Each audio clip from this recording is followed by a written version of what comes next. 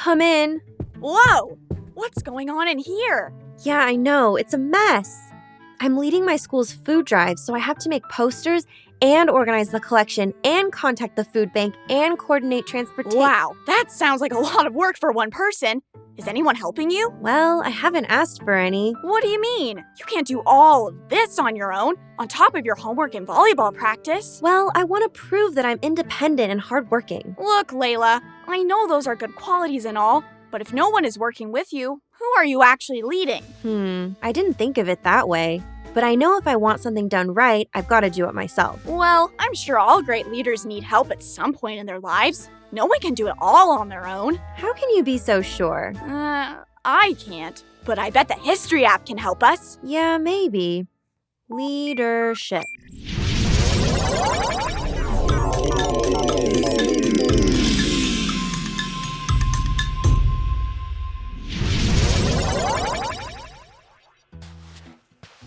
Where are we? I have no idea, but I definitely should have worn different shoes. You can say that again. My feet are going to be Blister City. Hey, look, someone's over there. Maybe he can help us. Hello there. My name is Layla, and this is my brother, Leo. Hi, nice to meet you. Well, hello, children. Why are you up here all alone and not with the rest of the Hebrews in the Promised Land? Oh, we aren't Hebrews. We're time travelers from the future, visiting because my brother thinks even good leaders need to ask for help. Interesting. Well, let me properly introduce myself. My name is Moses. Wow, I know you. You're the baby who floated down the Nile River. Yup, that's me. That's right. I remember learning about you in Sunday school. Why did your mom send you down the river anyway? Well, God had blessed the Hebrews with many babies, and their population had grown a lot. The Pharaoh of Egypt was threatened by this. What? Why did he feel threatened by babies? He didn't fear the babies. He was just concerned about being outnumbered. And because of this fear, he ordered all the firstborn Hebrew sons to be killed. He wanted to reduce and control the Hebrew population. That's just awful. It was awful. My mother knew she had to do something to save my life, so she put me in God's hands and sent me down the river. Wow, what a risk. Anything could have happened. You're right, and many things did end up happening. What do you mean? Well, God led me to an Egyptian princess who raised me as her own child. I was blessed to have had a very loving childhood.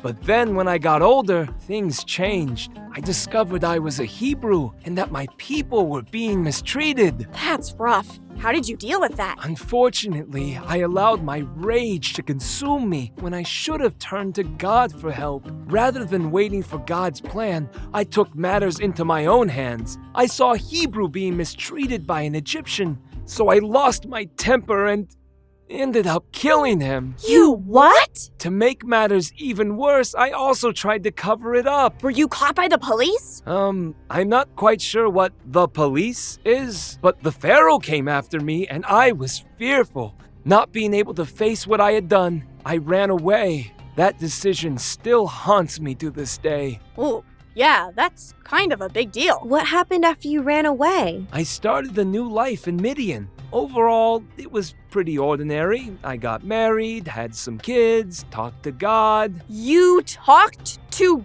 God? I sure did. It was frightening at first because he came to me as fire. No way. How did you know it was God? Well, one, he was a talking flame in the bush that didn't burn. And two, he said, I am the God of your father, the God of Abraham, the God of Isaac, and the God of Jacob. That's pretty clear. What did he want? He assigned me a big task to do for him. I was in complete disbelief that out of all the people he could have asked, he chose me. See, Layla, even God gives people jobs rather than just doing it all himself. Wow, I guess you're right. God was concerned about the Hebrews in Egypt. He had heard their cries and wanted me to go in his name and set them free and take them to the Promised Land. Wow, what an honor. God must have known what an independent and hard worker you were. Whoa there! Hold your donkeys! I mean, I am a hard worker, but I wouldn't call myself independent. I knew I needed help to complete this mission. The task was too big to do alone. Not to mention, I'm a terrible public speaker, especially when I get nervous. Couldn't you have asked God to help you with your speaking skills? No way! I tried my best to weasel my way out of it. I begged him to send someone else instead. Unfortunately, he just got heated with me for doubting his plan. Get it? Heated? Since he was fire? I see that you and my brother have the same sense of humor, but what I still don't understand is why God would choose you if you couldn't do it on your own. That's a really good question, Layla. Over my long life, I've learned that God usually doesn't call us to do things within our abilities, since we are more likely to take the credit ourselves instead of giving the credit to Him. Yeah, I've heard the expression, give credit where credit is due, and God does deserve all the credit. So what ended up happening? Well, I ended up accepting the assignment, but God helped me. He sent my brother Aaron with me, who's a great public speaker, by the way. And God also made my staff very powerful. He made this old staff do some pretty amazing things in my lifetime. It sounds like asking for help really helped. It sure did. I'm not sure how I could have handled those plagues all by myself. What plagues? God sent all sorts of punishment to the Egyptians to convince the Pharaoh to free the Hebrews. First, he turned the Nile into blood. Then, there were frogs everywhere. Gross! I hate frogs. You think frogs were bad? Next came the disgusting gnats and swarming flies, followed by dead livestock. Oh, it was just terrible. Then the boils came next. The oozing and the smell was almost more than I could handle. Ugh! My skin is crawling! The Pharaoh must have let your people go at this point. Unfortunately, no. Sadly, he was a very stubborn man. Apparently, rotting skin wasn't convincing enough. So then God made the weather extreme. Hail destroyed the land of Egypt, and what was left was then devoured by locusts. Did that do the trick? Not exactly. His heart still did not soften. It took 3 days of darkness and the death of all the firstborn sons in Egypt, including his own son, for him to finally let God's people go. How sad. It was a sad day for the Egyptian people and a very stressful time for me. I was now responsible for bringing all of the Hebrews to the Promised Land. At least you could finally relax, though, once you were all there. Not exactly. Our journey was much longer than expected. 40 years to be exact. 40 years? Yes, it was a long, difficult journey through the desert. But I've come to learn that God does things in His own timing, not in ours. You're right. I've been praying about being the captain of my soccer team. It hasn't happened yet, but I'm sure it will. I just hope it doesn't take 40 years. Moses, how on earth did you handle wandering in the desert for 40 years? Well, I had to get a lot of help from God, my family, and the Hebrew people. I didn't always want help, but deep down, I knew the work was too much for just one person to handle. Yeah, it's hard for me to ask for help too. I don't want to look weak. Asking for help is not weak. In fact, it's a very brave thing to do. God created us to lean on Him and one another in times of need. Besides, most people are happy to help out. Yeah, you're right. I love helping people. So did the Hebrews. I found this out after trying to do everything on my own. Thankfully, my mindset changed when my very wise father-in-law told me not to sit alone, that I should delegate my tasks so that my people and I would be happier. Did you follow his advice? I sure did. I tapped into the intelligence, the talents, and the resources of the Hebrew people. We got so much more accomplished when we worked together. Did you hear that, Layla? Tap into the talents and resources at your school. I'm sure the art kids would love to make the food drive posters.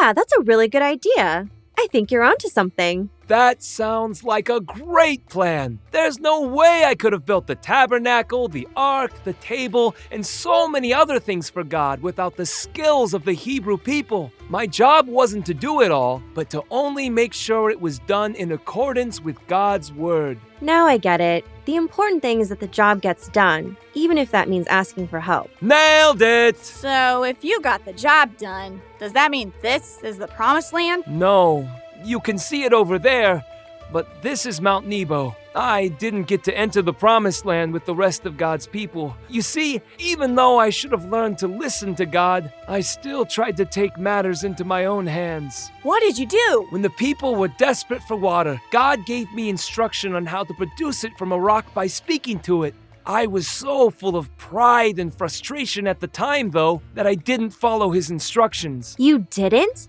But that sounds so easy. I know, but I was mad. So instead of talking to it, I hit the rock twice with Aaron's staff. God had been trying to help us, but I disobeyed him and decided to do it my own way. This is why I wasn't allowed to go into the promised land with everyone else. Wow, sorry.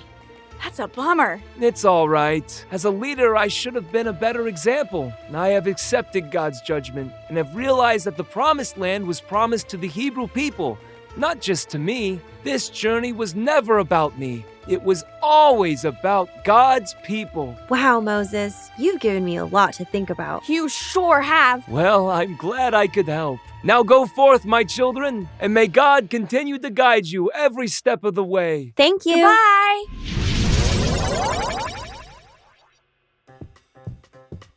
Wow, Layla. This looks great. Thanks, Leo, but there were a lot of amazing people involved in getting this organized. So you ended up asking for help after all? I sure did. Like Moses, I realized the food drive isn't all about me. It's about the people we're trying to feed. Plus, I made some really cool friends along the way. Thanks for helping me, Leo. Anytime, Layla. I brought some packets of cocoa and tea. Speaking of which, do you know how Moses likes to prepare his tea? I don't think so. He brews it. Leo! If you'd like to time travel with Leo and Layla again, please visit PragerUKids.com and watch more of their adventures.